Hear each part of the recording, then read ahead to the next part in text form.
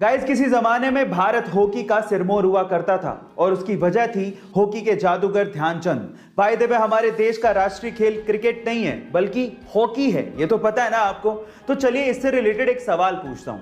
क्या आपको पता है कि इंडिया में हॉकी का सबसे बड़ा ग्राउंड कहां पे बनने जा रहा है? चलिए इसका जवाब मैं ही आपको दे देता हूं। इंडिया में हॉकी का सबसे बड़ा ग्राउंड ओडिशा के राउरकेला में बनने जा रहा है, जिसकी कैपेसिटी 20,000 दर्शकों की होगी। अगर कोरोना की सिचुएशन खत्म हो गई तो लगभग 20,000 लोग एक साथ हॉकी का मजा उस ग्राउंड पे ले पाएंगे।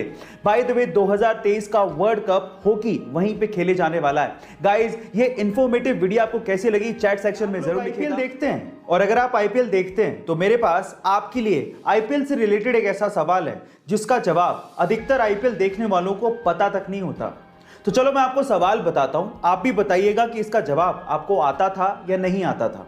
सवाल यह है कि आईपीएल की ट्रॉफी के ऊपर एक मैसेज लिखा होता है। क्या आप बता सकते हैं कि वो मैसेज कौन सा है और उसका मतलब क्या होता है? तो चलिए मैं आपको इसका जवाब बताता हूं। इसका जवाब यह है कि आईपीएल की ट्रॉफी के ऊपर संस्कृत में एक लाइन लिखी होती है।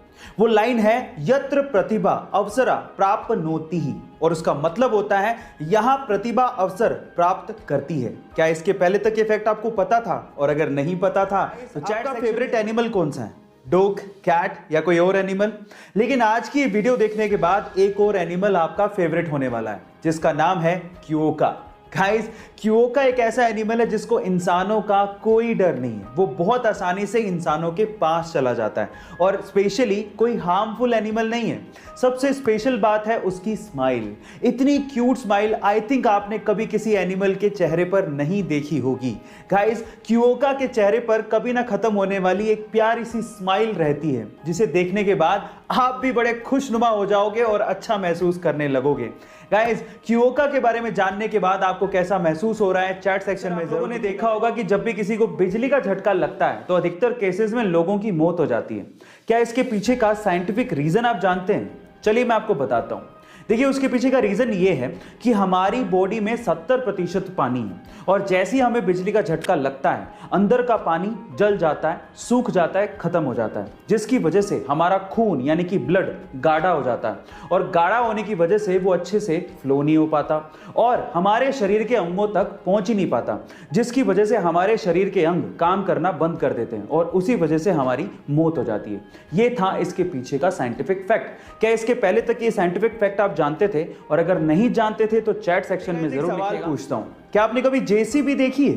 नहीं, सवाल ये नहीं है, ऑब्वियसली आपने देखी होगी। असली सवाल ये है कि जेसीबी इसका मतलब क्या होता है, इसकी फुल फॉर्म क्या है? क्या आप जानते हैं?